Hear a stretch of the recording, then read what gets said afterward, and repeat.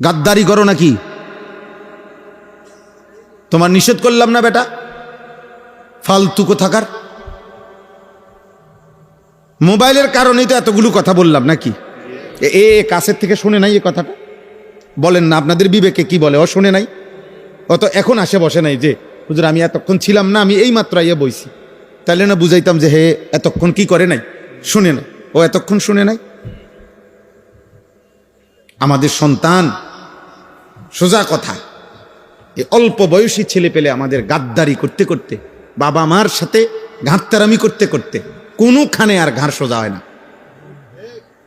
হ্যাঁ, এটা আমাদের বহুত বড় মুসিবত, আপনারা বোঝেন না আর কি।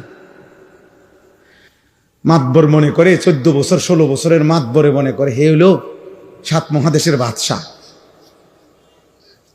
বুঝেন না? তার ভাব হলো এমন, আমি এমন পৃথিবীতে বাস করি, আমার কেউ কিছু বলার মতো হিম্মত কারো কলজাত নাই।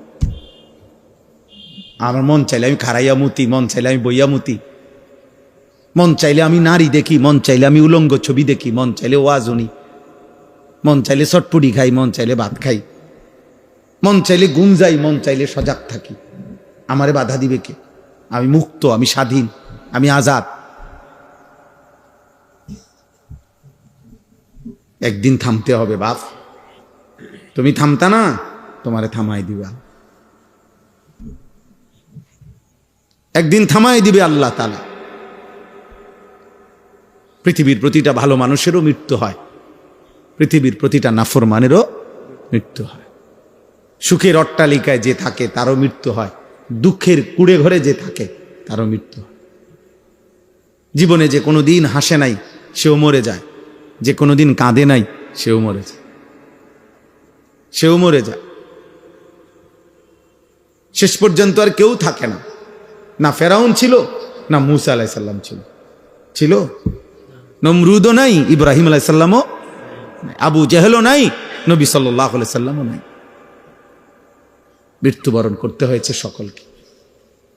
আমার উস্তাদ মোহতারাম হযরত মাওলানা হাফেজ নুরুল হক সাহেব রাহমাতুল্লাহি আলাইহি, আমি মূলত হুজুরের ভালোবাসায় এই মাহফিল নিছি। উনি আমার সরাসরি উস্তাদ, শুধু উস্তাদ না, আমি তার কলিজার টুকরা ছাত্র, আমি তার খাদেম ছিলাম।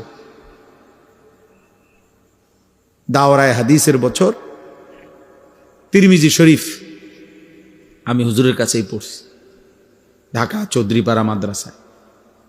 ছোটবেলায় নাহবে মীর জামাতে হুজুরের কামরায় থাইকেই আমি নাহবে মীর জামাত পড়ছি, হুজুরের সাথেই খাইতাম একসাথে। যেদিন জানা যায় সেদিন আমি অনেক দূরে কোথাও মাহফিলে ছিলাম, কোনোভাবেই আমি মিলাইতে পারি নাই আসার জন্য চেষ্টা করো, এই জন্য আমি আসতে পারি নাই। কথা হইছে আমার, মাহমুদ আমারে জানাইছে, কিন্তু আমি সুযোগ ছিল না আমার কোনোভাবে।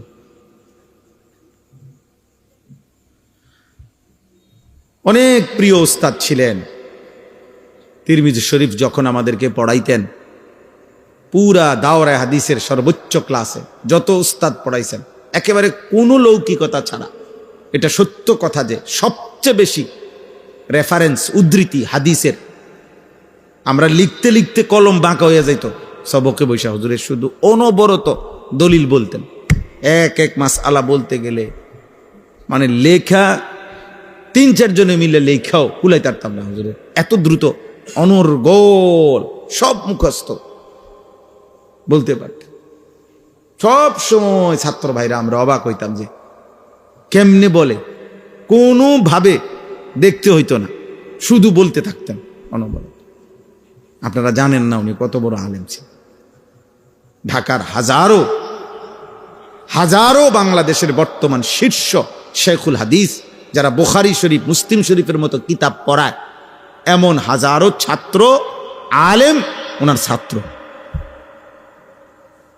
কিন্তু এই জীবনটা চলছে এমনি লুঙ্গি আর পাঞ্জাবি একটা পয়রা, সিধা সাদা আল্লাহ বলা মানুষ, সহজ সরল মানুষ হিসাবে এই জীবন কাটাইছেন। খুব বেশি বিলাসিতা করেন নাই, এমনই সব সময় একরকমই ছিলেন। আল্লাহ তাআলা হুজুরের কবরকে নূরে নূরে ভরপুর করে দেয়।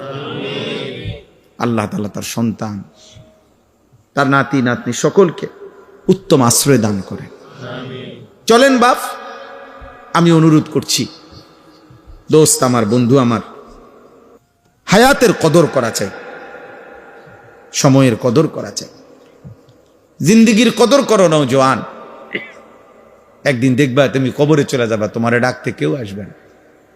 নষ্ট মানুষরে তেমন কেউ ডাকে না।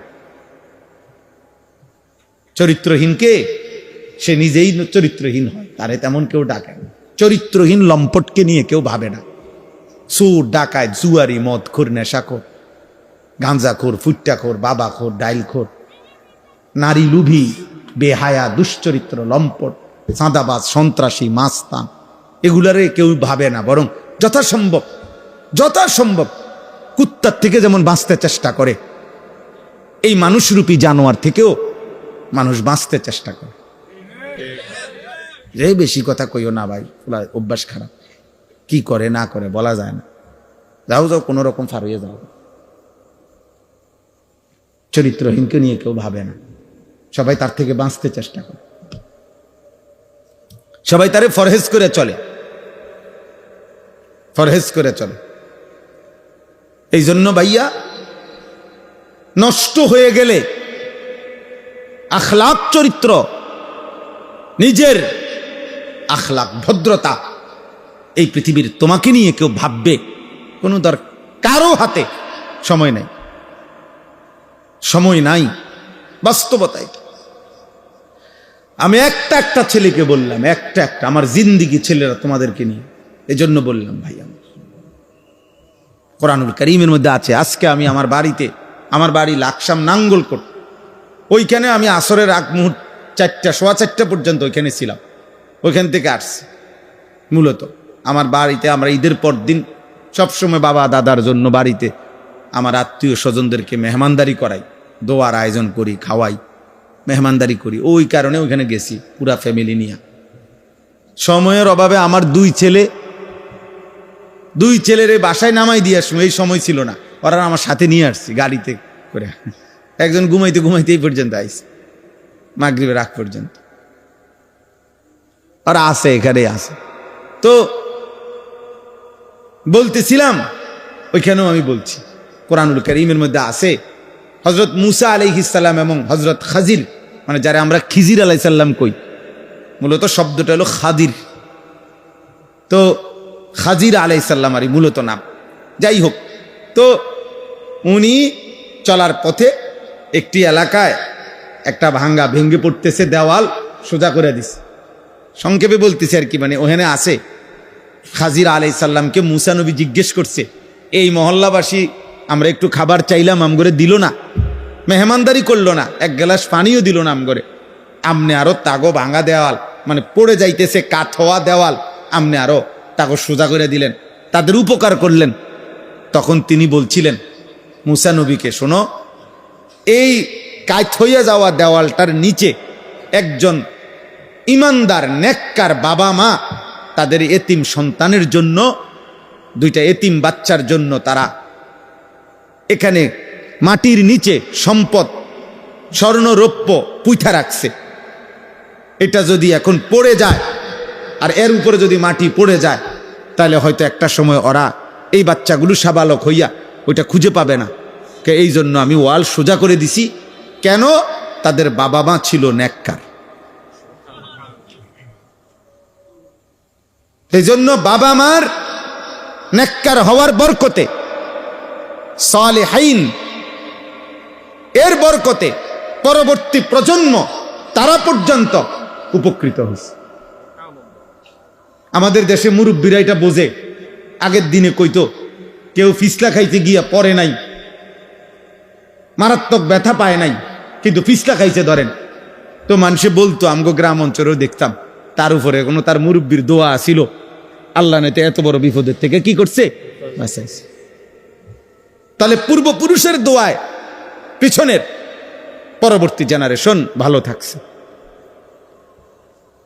অতএব তোমরা এটা মনে রাখো, তোমরা যারা নারী, ছবি, মোবাইল, অশ্লীলতার, নামাজ নাই, সেজদা নাই, আল্লাহ নাই, রাসূল নাই, এইভাবে তোমরা যারা জীবন শেষ করবা, তো তোমাদের পরবর্তী প্রজন্ম এর কি পরিণতি ভোগ করবে তুমি ভাই, তুমি আমি এতক্ষণ যে ভালো আছি, হতে পারে আমাদের পূর্বপুরুষের দোয়ার বরকতে আমরা এখন ভালো আছি, কিন্তু আমাদের বদ আমল, আমাদের এই নাফরমানি জিন্দেগি আমাদের আগামী জেনারেশনকে বিপদগ্রস্ত করবে। তিনের ছোট্ট বাচ্চার কি অপরাধ, হাজার ছোট্ট বাচ্চার কি অপরাধ, এমন বিপদ যদি আমাদের উপরে আসে, এমন বিপদ যদি আমাদের উপরে আসে, আমরা কত আইটেমের খাবার, কত পোশাক পরেছি, ওই বাচ্চারা তো এক লোকমা খাবারও পায় না। মুসলমান হয়ে একবারও কি মনে পড়েছিল কারো কথা, যে এই পৃথিবীতে মজলুম, অসহায়, বঞ্চিত, শরণার্থী তাঁবুতে পড়ে আছে, অভুক্ত, অনাদরে, অবহেলায়, অসুস্থ, এরকম কত লক্ষ কোটি সারা পৃথিবীতে মুসলমান ছোট্ট মাসুম বাচ্চা পড়ে আছে, যাদের মাথার উপরে কোনো ছায়া নাই, যাদের বাবার আশ্রয় নাই, যাদের মায়ের আদর নাই, যাদের একবেলা খাবার নাই। আল্লাহ আমাদেরকে বুঝ দান করে। কেউ ভাইবো ভাই, কোন নওজওয়ান তোমরা ভাইবো, আমি এই কাগজটা নিছি এই জন্য, এই গল্লাই আল ইখলাস জনকল্যাণ সংস্থা, আপনাদের এই পুরা বর্ণনা শুনে আমি ভালো লাগছে। বাকি আমার পরামর্শ হলো, মানুষের আখিরাতমুখী কল্যাণ, শুধু মানুষের দুনিয়াবি প্রয়োজন পূরণ, এর জন্য অনেক উদ্যোগ এখানে।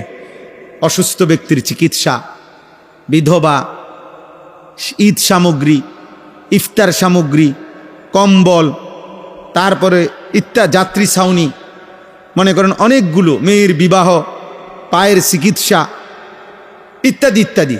আলহামদুলিল্লাহ, এগুলো মানুষের দুনিয়াবি প্রয়োজন পূরণ, এগুলো ভালো কাজ, মহৎ কাজ।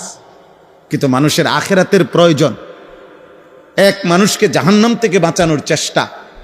যে যুবক গত 365 দিনে কোনো দিন ফজরের নামাজ পড়ে নাই, তারে ফজরের নামাজের কথা কে বলবে? 24 ঘন্টা প্রতিদিন রাতভর যে উলঙ্গ ছবি দেখে, মোবাইলে নর্তকী দেখে, ওরে আল্লাহ চিনাবে কে? ওরে কবরের কথা মনে করাবে কে? ওরে জাহান্নামের ভয় দেখাবে কে? 30 বছর ধরে যারা হারাম রোজগার করে, ওদেরকে হালালের প্রতি উৎসাহিত করবে কে? এর জন্য বৎসরে একটি মাহফিল যথেষ্ট না। আখিরাতের জন্য এই একটা উদ্যোগ যথেষ্ট না, বরং এর অর্ধেক উদ্যোগ কিংবা 3 ভাগের 2 ভাগ আখিরাতমুখী কল্যাণ। জাহান্নাম থেকে বাঁচবে কিভাবে, আল্লাহ তাআলার ইবাদত আর বন্দিগি করবে কিভাবে, এর জন্য আপনাদের কাছে আমার পরামর্শ দিলাম, আপনারা আপনাদের কাজের ব্যয়ের 3 ভাগের 2 ভাগ ব্যয় করবেন আখিরাতমুখী কল্যাণের জন্য, আর 1 ভাগ ব্যয় হবে দুনিয়াবি প্রয়োজন পূরণের জন্য। ওটা আমি নিরুৎসাহিত করছি না, কিন্তু একটি মাহফিলে যথেষ্ট না, আরো ভিন্ন ভিন্ন উদ্যোগ নেবেন। আপনারা ফজর ক্যাম্পেইনের কাজ করেন, মহল্লার ছেলেপেলেরা মিলে 2 জন 4 জন মিলে ফজরের নামাজ আমি পড়ব, আমি আমার একজন বন্ধুকে ফজরের নামাজের জন্য উঠাবো, আমরা 2 জন হইলে 2 জন আবার ডাকবো, আরো 2 জনকে হবে 4 জন, 4 জন আবার ডাকবো 4 জনকে হবে 8 জন, এভাবে বাড়বে। আলহামদুলিল্লাহ আমরা এই ফিকিরটা করি। আমি ব্যক্তিগতভাবে ফজর ক্যাম্পেইনের কাজ করি সারা বাংলাদেশে। এখন আমাদের হাজার হাজার ছেলে, কিশোর, যুবক যারা ফজরের নামাজের এই ক্যাম্পেইন মানে প্রচারণা, ফজরের মুসল্লি বৃদ্ধির চেষ্টার এই কাজটা করে। আলহামদুলিল্লাহ, এর উদ্যোগ নিতে হবে। ত্রৈমাসিক 3 মাস অন্তর ঘুরে ঘুরে মহল্লার ভিন্ন ভিন্ন মসজিদে একটা ইসলাহি মজলিস করেন। 3টা মজলিস হবে, একটা বার্ষিক মাহফিল হবে। 3 4 12, মানে হয় 4 মাসে নয় 3 মাসে, 4টা হইলে 3টা ইসলাহি মজলিস, একটা বার্ষিক মাহফিল। হ্যাঁ, কোনো আল্লাহওয়ালার মাসিক ইসলাহি মজলিস, যেমন আমার শায়েখ আল্লামা মুফতি মুশতাকুন নবী কাসেমি হাফিজাহুল্লাহ, ওনার সুদন্যপুর কুমিল্লা কোটবাড়ি, ওইখানে প্রত্যেক মাসের শেষ শনিবার, এই যে আগামী শনিবার হবে, আপনারা এখান থেকে ব্যক্তিগত আপনাদের সংগঠন থেকে মাইক্রো ভাড়া করে, হাইস ভাড়া করে আপনারা টাকা দিবেন। এলাকার কিশোর যুবক ছেলেগুলার এবার চলো এক আল্লাহওয়ালার কাছে যাই, কিছুক্ষণ বয়ান শুনে আসি। এটা আপনাদের কি উদ্যোগ? আমি একটা উদাহরণ দিলাম আর কি, জাস্ট। এমন আরো একাধিক কি হইতে পারে, উদ্যোগ হইতে পারে। রমজান উপলক্ষে ফ্রি কোরআনুল করিম শিখার ব্যবস্থা করে, হাত ধরে ধরে চা দোকানে দিনের পর দিন গত 10 বছর এই বুড়া চাচা প্রত্যেক দিন বিকাল 4টা থেকে রাত 9টা পর্যন্ত এবার এই সাধু আন্ডাত বসে বসে বিড়ি খায়, টেলিভিশন দেখে, নাচ গান দেখে, আর শুধু শুধু বেহুদা কথা বলে। এবারে আঞ্জা করে ধইরা এবারে বুঝান, চাচা আপনি করতেছেন কি? আপনি মরতেন না? আপনি মরবেন না? আপনার আখেরাত নাই? ওনারে ফিরা, ওনারে বলেন, উনি ফিরায় দোক। আরে যাবে না, ফোলাফাইন মানুষ মাতবরি করস, ঠিক আছে ধমক দিলে ধমক দোক, তারপরও আপনি বলেন হইতে পারে বাদ গিয়ে হইল, হতে পারে 1 সপ্তাহ পরে, হইতে পারে 1 বছর পরে, একবার হইল আল্লাহ দয়া করিলে উনি ভাববে না রে ফোলাইন্ডি তো খারাপ কিছু কয় নাই আমার, যা ফোলাইনে জন কয় যা, আর যাইতাম না দোয়ানে, গেলাম না। বদলে গেলে আল্লাহ খুশি হবে। আল্লাহ নবী সাল্লাল্লাহু আলাইহি ওয়াসাল্লাম বলে, ফাওয়াল্লাহি লা আন ইয়াহদিয়াল্লাহু বিকা রাজুলান ওয়াহিদান খায়রুন লাকা মিন হুমুরিন নাআম। নবী সাল্লাল্লাহু আলাইহি সাল্লাম বলেন, আল্লাহর কসম, তোমার দ্বারা একজন ব্যক্তি, রাজুলান ওয়াহিদান, একজন ব্যক্তি আল্লাহর পথ পাওয়া, হেদায়েত পাওয়া, জান্নাতের রাস্তা পাওয়া, গুনাহ থেকে বাঁচা, খোদার কসম। নবী বলছে, কসম এটা নবী কসম কইছে, বুঝেন নাই? ফাওয়াল্লাহ, নবীজি বলছে আল্লাহর কসম, এটা গোটা আরবের সমস্ত দামি ওট তোমারে হাদিয়া দেওয়ার চাইতে কোটি গুণে উত্তম। কয়জন? এক আল্লাহর বান্দা, আল্লাহ চিনছে। আমরা আলহামদুলিল্লাহ আমার শায়েখের সাথে সুদন্যপুরে এতেকাফ করছি 10 দিন। এই 10 দিন প্রায় 1100 সাথী, 1100 মানুষ এক মসজিদে এতেকাফ করছে।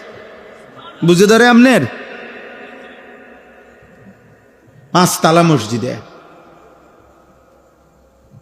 বহু মসজিদে বাড়ি সালান দিয়েও একজন কি পাওয়া যায় না, এতেকাফের লোক পাওয়া যায়। আতফাও দইরা বুড়া অসল 80-90 বছরের বুড়া মিয়ারে 10 জনে আলগি দিয়ে না হতায় দেয় অনেক মসজিদ। চাচা কোন রকম ইজ্জতের স্বার্থে, এটা গ্রামের ইজ্জত, 10 জনের ইজ্জত, আপনি কিচ্ছু করতে হইব না, আপনি শুধু পড়ে থাকবেন মসজিদটা, কদ্দুর শুয়ে তাও না, এর দূরে কি এর এতে কাপ, এটা হোতা কাপ, বুঝেন নাই কথা?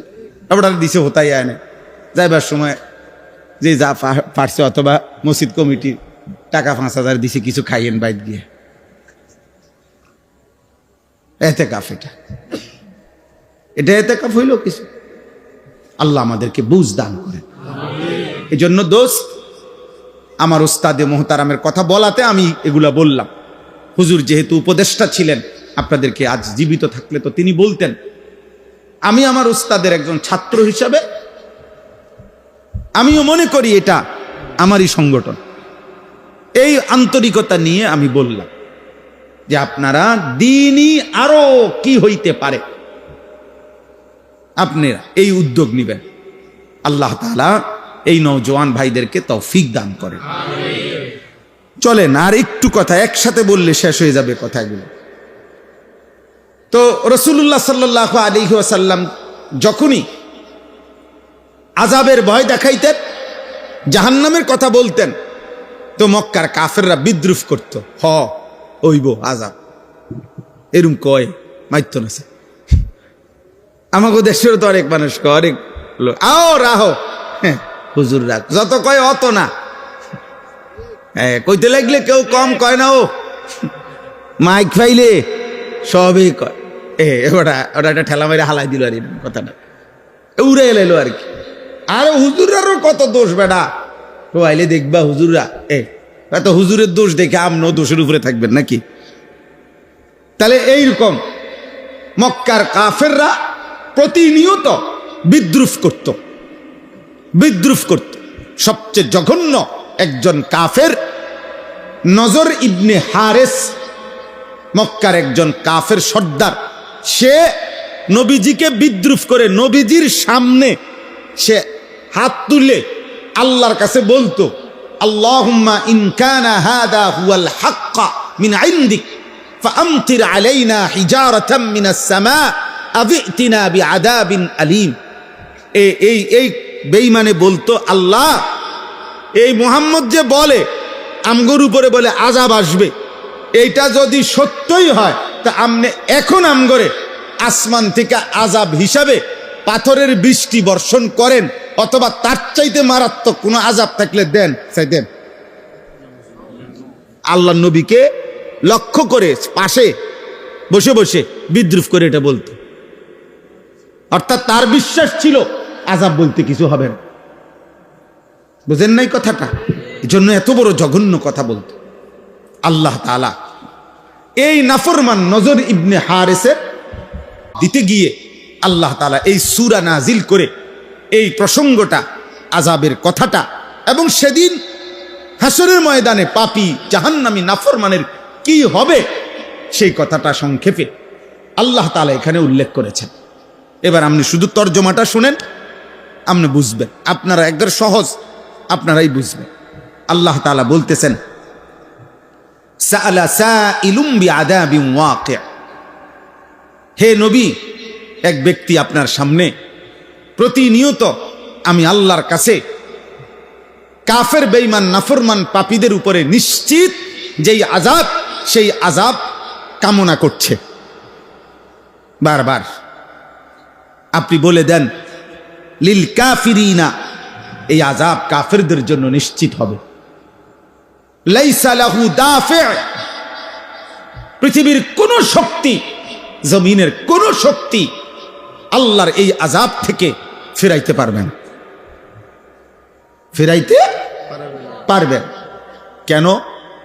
কারণ মিনাল্লাহি যিল মাআরিজ, সর্বোচ্চ মর্যাদা সম্মান, অথবা দ্বিতীয় তাফসীর হলো 7 আসমানের ঊর্ধ্ব পর্যন্ত, অথবা তৃতীয় তাফসীর হইল জমিনের তলদেশ থেকে আসমানের 7 আসমানের ঊর্ধ্ব পর্যন্ত যত উপরে ফেরেশতারাগুলো, আল্লাহর ফেরেশতারা উঠতেছে, এই সর্বোচ্চ শিখর পর্যন্ত পূর্ণটার পূর্ণ 7 আসমান, তার ঊর্ধ্বে অথবা সর্বোচ্চ মর্যাদার অধিকারী যেই মহান আল্লাহ, এই শাস্তির ঘোষণা সেই আল্লাহর পক্ষ থেকে। আপনি বলেন বেঈমান, এটা কোনো মেম্বার চেয়ারম্যানের হুমকি না, এটা কোনো এমপি মন্ত্রীর হুমকি না, এটা 7 আসমান ও জমিনের যিনি মালিক, এটা গোটা কায়নাতের যিনি মালিক, আমাদের অস্তিত্বের সবকিছুর যিনি মালিক, জাররা জাররা বিন্দু বিন্দু সেই যার মালিকানাধীন, সেই তার পক্ষ থেকে এই আযাবের ঘোষণা। অতএব এমন মালিকের ঘোষণাকে এমন হেলায় ফেলায় মনে করা উচিত না। ফাজলামি সবখানে মানায় না, ফাজলামি কি সবখানে মানায় না, গারতারামি সবার সাথে ঠিক না। আল্লাহ তাআলা বলতেছেন, তারুজুল মালাইকাতু ওয়ার রূহু ইলাইহি। আল্লাহ তাআলা বলেন, যেই 7 আসমানের ঊর্ধ্বে সর্বোচ্চ মর্যাদার অধিকারী যেই মহান আল্লাহ, সেই সর্বোচ্চ মর্যাদায় তিনি যেখানে আছেন, ওই সর্বোচ্চ মর্যাদা পূর্ণ পর্যন্ত কোটি কোটি ফেরেশতা এবং জিব্রাইল ফেরেশতা সেই মহান আল্লাহর হুকুমে প্রতিনিয়ত উপরে নিচে আসা যাওয়া করতেছে, উঠতেছে, নামতেছে। আল্লাহ তাআলা বলেন, 7 আসমানের ঊর্ধ্বে আরশে আজিম থেকে আমার এক একটা আয়াত জিব্রাইল গ্রহণ করছে, আবার জমিনে আমার বন্ধুর কাছে নিয়ে আসছে, এখান থেকে আবার আমার কাছে যাচ্ছে। এইভাবে আমি আল্লাহ পলকে জমিনে ঘটনা ঘটতে দেরি, 7 আসমানের ঊর্ধ্ব থেকে জিব্রাইলকে পাঠাইতে দেরি হয় না। এত বড় ঊর্ধ্বে এত উঁচা, এত দূরে, এত বহু দূরে, এত বড় বিষয়টা যেই আল্লাহ আমি সেকেন্ড সেকেন্ড, মুহূর্তে মুহূর্তে নিয়ন্ত্রণ করতে পারছি, সেই আমি আল্লাহর পক্ষ থেকে আযাবের ঘোষণা। আল্লাহর শক্তি সম্পর্কে আইডিয়া দিল। হযরত আবু বকর সিদ্দিক রাদিয়াল্লাহু তাআলা আনহু, উনাকে আবু বকর সিদ্দিক বলে কেন? সবচেয়ে নবীদের পরে সবচেয়ে বড় সত্যবাদী এই কায়নাতে, আল্লাহর সৃষ্টিতে আবু বকর সিদ্দিক। সমস্ত নবীদের পরে সর্বশ্রেষ্ঠ মানুষ হযরত আবু বকর সিদ্দিক রাদিয়াল্লাহু তাআলা আনহু। মানে আদম আলাইহিস সালাম থেকে আমাদের নবী পর্যন্ত লাইন ধরলে, এরপরে জান্নাতি বান্দাদের যে বাকি মানুষের মধ্য থেকে যে লাইন শুরু হবে, নবী সাল্লাল্লাহু আলাইহি সাল্লামের পেছনে মানুষের মধ্য থেকে, উম্মতের মধ্য থেকে, বাকি বান্দাদের মধ্য থেকে প্রথম যে ব্যক্তি দাঁড়াবে তিনি আবু বকর সিদ্দিক। আফদালুন নাস বা'দাল আম্বিয়া আবু বকর। সেই আবু বকর সিদ্দিক রাদিয়াল্লাহু তাআলা আনহু মেরাজের ঘটনা শুনবার পরে মক্কার কাফেররা জিজ্ঞেস করছে, মুহাম্মদ, এক রাত্রের কিছু অংশেই তোমার বন্ধু, তোমার সাথী মুহাম্মদ মক্কা থেকে মসজিদে আকসা, যেটা এখান থেকে 1 মাসের দূরত্ব, ওইখান থেকে 7 আসমান, সেখান থেকে তার প্রভুর দরবার আরশ, সেখান থেকে আবার ফিরে আসে মক্কায়, চলে আসছে। এটাও কি সম্ভব? এটাও তোমার বিশ্বাস হয়? আবু বকর সিদ্দিক রাদিয়াল্লাহু তাআলা আনহু বলেন, এর চাইতে বড় বিষয়ও আমার বিশ্বাস হয়। কয় সেইটা কি? কয় সেইটা হলো এখানে জমিনের 1 সেকেন্ডের ঘটনা ঘটতেই, প্রশ্ন আসতেই, সেই আরশে আজিম থেকে আল্লাহর হুকুম নিয়ে জিব্রাইল সেকেন্ডের ভিতরে এখানে চলে আসে। এটা যদি সম্ভব হয়, এটা সম্ভব হবে না কেন? আবু বকর সিদ্দিককে নবী শুনে বলেন, আবু বকর, এজন্যই তুমি সিদ্দিক, তুমি হচ্ছ সবচেয়ে বড় সত্যবাদী, যে আমার কথাতে এক বিন্দু কোনোদিন সন্দেহ করো না, সন্দেহ করো না। আল্লাহ তাআলা বলেন, সেই আযাব কোন দিন হবে? নিশ্চিত আযাব হবে কিনা বলেন? কথা বলেন না কেন? তা আল্লাহ বলেন সেই আযাবটা হবে কোন দিন? ফি ইয়াউমিন কানা মিকদারুহু 50 আলফ সানা। আপনি বলে দেন বন্ধু, সেই আযাব হবে ওই দিন, ওই হাসরের দিন, ওই কিয়ামতের মাঠের দিন, যেদিন আল্লাহ বলে, বান্দা, যেই দিনের একদিন হবে, হাসরের ময়দানের দিনটা হবে 50,000 বছরের সমান। কয় হাজার বছর দোস্ত? 50,000 টাকা আর 50,000 বছর এক কথা? আপনি বুঝছেন 50,000 বছর বলতে কথাটা বুঝছেন? আন্দাজ করছেন কিছু? আমনের আমার বাপ দাদার 14 গোষ্ঠীর কত মানুষের, কত হাজার মানুষের হায়াত একত্র করলে হবে 50,000 বছর। ফি ইয়াউমিন কানা মিকদারুহু 50 আলফ সানা। আল্লাহ বলে আযাব হবে সেদিন, যেদিন হাসরের ময়দানের দৈর্ঘ্য হবে 50,000 বছর।